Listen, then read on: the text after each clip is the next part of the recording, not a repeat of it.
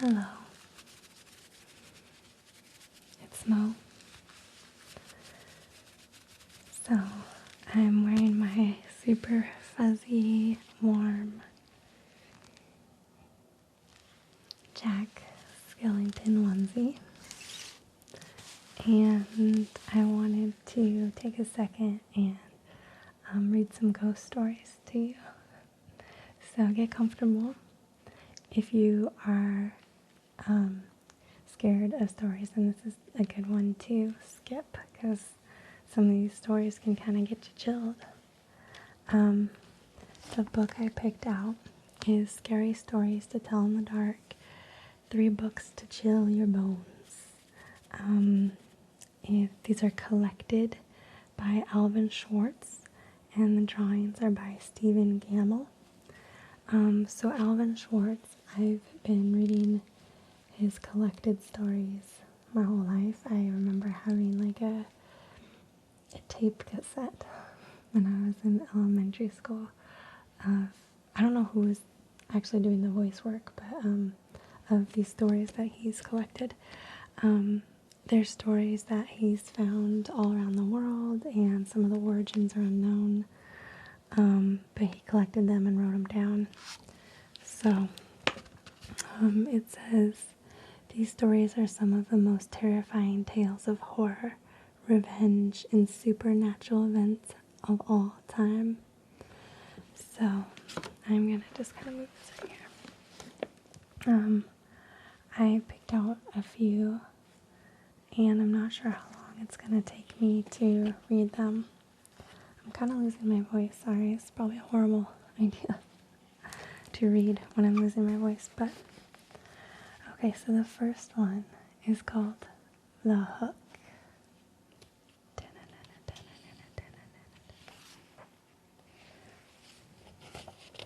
Okay, these are pretty short stories, so get comfortable. I'm going to read a few. So, Donald and Sarah went to the movies. Then they went for a ride in Donald's car. They parked up a hill at the edge of town. From there, they could see the lights up and down the valley. Donald turned on the radio and found some music, but an announcer broke in with a news bulletin. A murderer has escaped from the state prison. He was armed with a knife and headed south on foot. His left hand was missing, and in its place, he wore a hook. Ooh, let's roll up the windows and lock the doors, said Sarah. That sounds like a good idea, said Donald. That prison isn't too far away, said Sarah. Maybe we should go home. But it's only 10 o'clock, said Donald. I don't care what time it is, she said. I want to go home. Look, Sarah, said Donald. He's not going to climb all the way up here. Why would he do that? Even if he did, all the doors are locked. How could he get in? Donald, he could take that hook and break through a window and open a door, she said. I'm scared. I want to go home. Donald was annoyed. Girls are always afraid of something, he said. As he started the car, Sarah thought she heard something or someone scratching.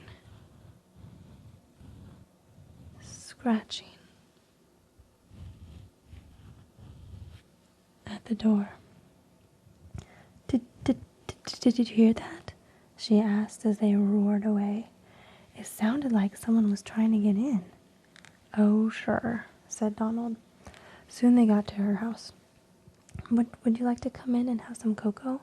She asked. No, he said, I've got to go home. He went around to the other side of the car to let her out, and hanging on the door handle was a hook.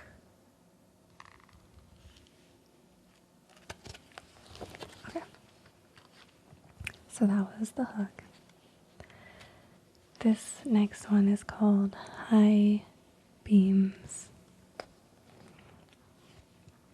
The girl driving in the blue sedan was a senior at a high school. She lived on a farm about 8 miles away and used the car to drive back and forth. She had driven into town that night to see a basketball game, and now she was on her way home. As she pulled away from the school, she noticed a red pickup truck follow her out of the parking lot. A few minutes later, the truck was still behind her. I guess we're going in the same direction, she thought. She began to watch the truck in the rear mirror. When she changed her speed, the driver of the truck changed his speed. When she passed a car, so did he. Then he turned on his high beams, flooding her car with light. He left them on for almost a minute. He probably wants to pass me, she thought, but she was becoming uneasy. Usually she drove home over a back road. Not too many people went that way.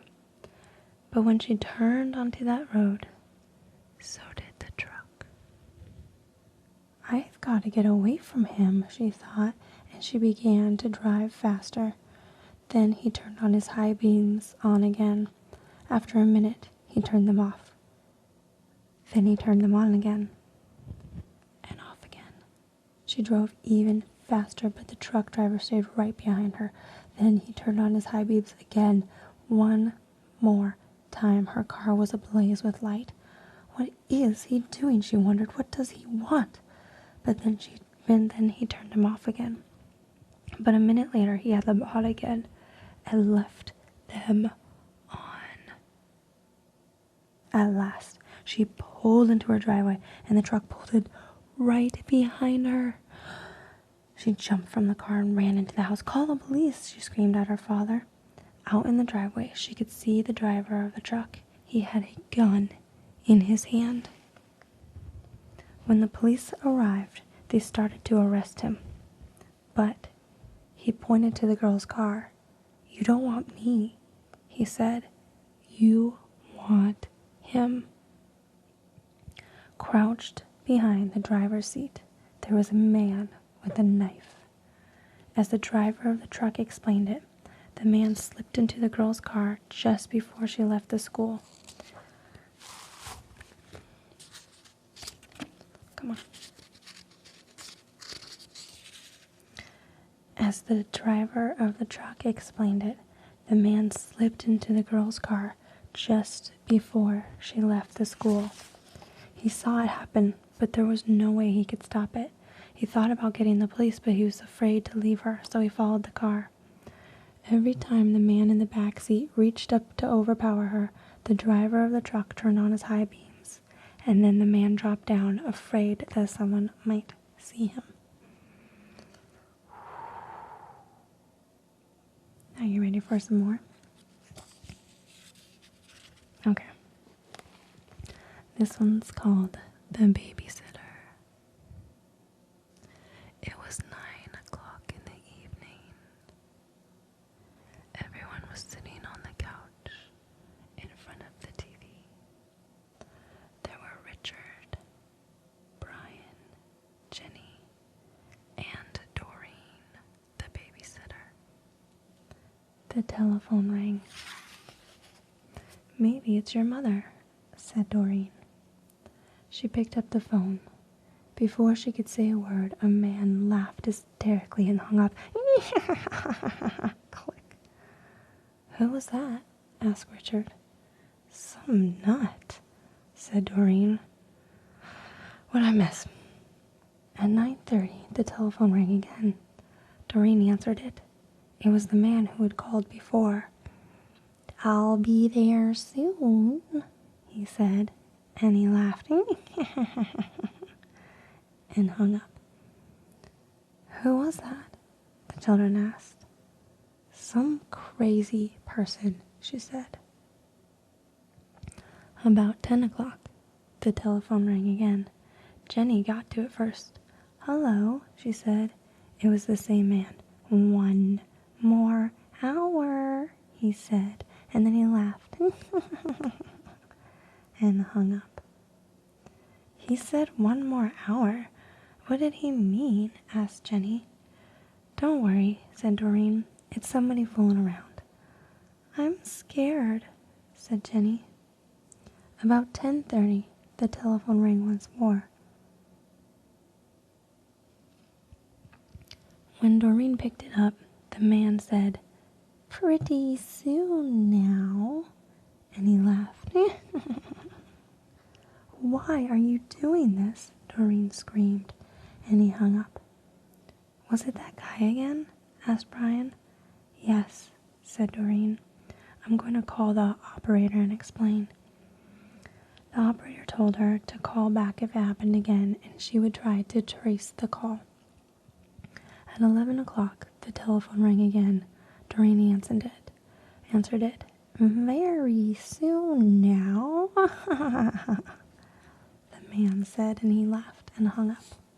Doreen called the operator. Almost at once, she called back. That person is calling from a telephone upstairs. Upstairs. You better get out of the house. I'll call the police. Just then, a door upstairs opened. Crank.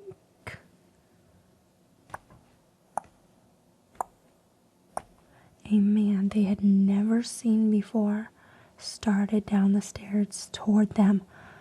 As they ran away from the house, he was smiling in a very strange way. A few minutes later, the police found him and arrested him.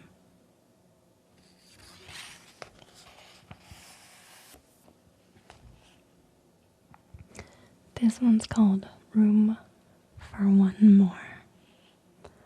A man named Joseph Blackwell came to Philadelphia on a business trip. He stayed with friends in the big house they owned outside the city. That night they had a good time visiting. But when Blackwell went to bed, he tossed and he turned and he couldn't sleep. Sometime during the night, he heard a car turn into the driveway. He went to the window to see who was arriving at such a late hour. In the moonlight, he saw a long black hearse filled with people. The driver of the hearse looked up at him. When Blackwell saw his queer, hideous face, he shuddered. The driver called out to him, There is room for one more. Then he waited a minute or two, and he drove off. In the morning, Blackwell told his friends what had happened. You were dreaming, they said. I must have been, he said, but it didn't seem like a dream. After breakfast, he went into Philadelphia. He spent the day high above the city in one of the new office buildings there. Late in the evening, he was waiting for an elevator to take him back down to the street. But when it arrived, it was very crowded.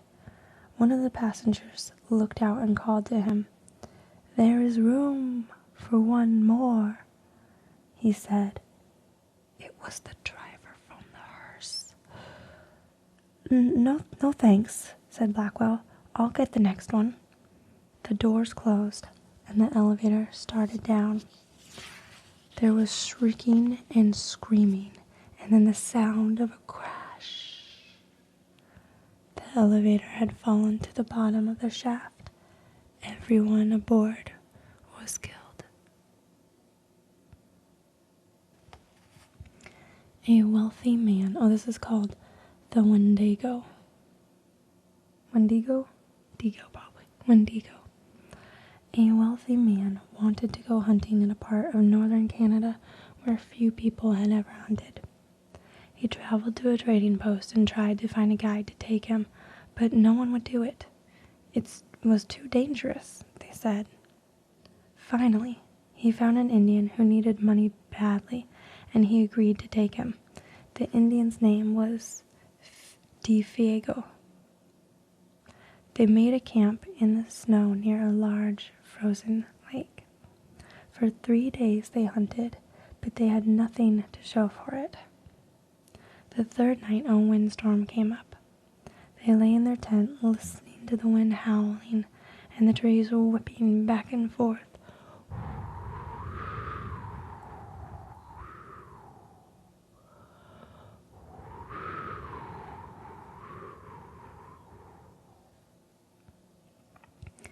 To see the storm better, the hunter opened the tent flap.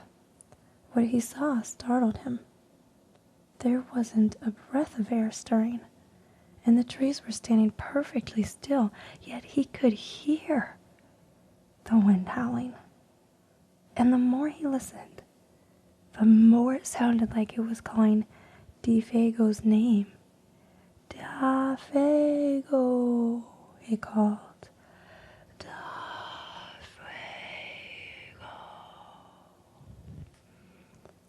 I must be losing my mind, the hunter thought. But Defago had gotten out of his sleeping bag. He was huddled into a corner of the tent, his head buried in his arms. "What's all this about?" the hunter asked. "It's nothing," Defago said, but the wind continued to call him, and Defago became more tense and more restless.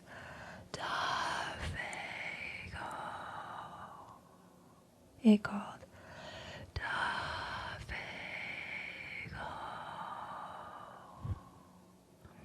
Suddenly, he jumped to his feet, and he began to run from the tent. The hunter grabbed him and wrestled him to the ground. "You can't leave me out here," the hunter shouted, but the wind called again. Defago. And Defago broke loose and ran into the darkness. The hunter could hear him screaming as he went.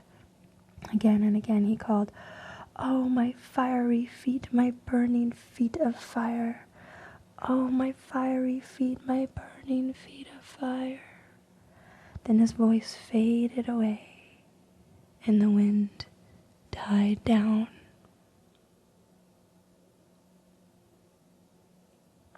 At daybreak, the hunter followed Defago's tracks in the snow. They went through the woods, down toward the lake, then out onto the ice.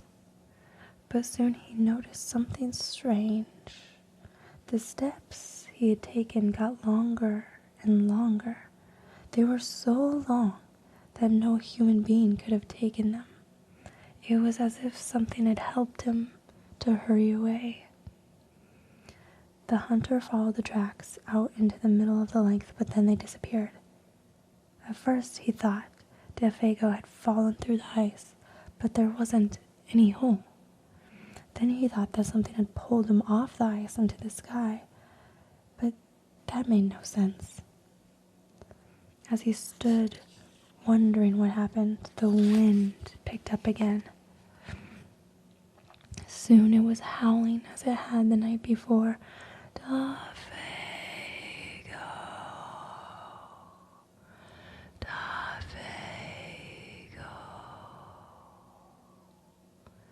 Then he heard Defago's voice. It was coming from up above. And he heard him screaming, "My fiery feet, my burning feet. My fiery feet, my burning feet." But there was nothing to be seen. Now the hunter wanted to leave that place as fast as he could. He went back to camp and packed. Then he left some food for Defago and he started out. Weeks later, he reached civilization. The following year, he went back to hunt in that area again. He went to the same trading post to look for a guide. The people there could not explain what happened to Defago that night, but they had not seen him since. "Maybe it was the Wendigo," one of them said, and then he laughed. "It's supposed to come with the wind. It drags you along at great speed until your feet are burned away, and more of you than that. Then it just carries you into the sky and it drops you. It's just some crazy story, but that's what some of the Indians say." A few days later, the hunter was at the trading post again. An Indian came in and sat by the fire. He had a blanket wrapped around him, and he wore his hat so that you couldn't see his face. The hunter thought there was something familiar about him. He walked over and he asked, "Are you Dafago?" The Indian didn't answer. "Do you know anything about him?" No answer. He began to wonder if something was wrong, if the man needed help, but he couldn't see his face. "Are you all right?" he asked. No answer. To get a look at him, he lifted the Indian's hat. Then he screamed. There was nothing under the hat but a pile of ashes.